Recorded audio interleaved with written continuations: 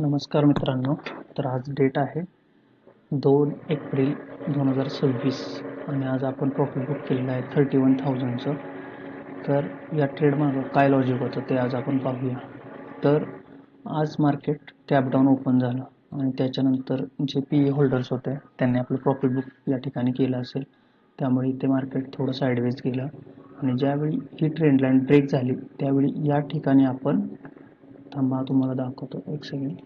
तर आपण या ठिकाणी एंट्री घेतली आणि या ठिकाणी आपला स्टॉप लॉस होता आणि आपण परफेक्ट या ठिकाणी आपलं प्रॉफिट बुक केलेलं आहे. तर हे होतं आपलं आजचं ट्रेडच्या मागचं लॉजिक. तर मित्रांनो, तुम्हाला जर ट्रेडिंगबद्दल काही डाऊट असतील आणि काही शिकायचं असेल तर तुम्ही मला DM करू शकता.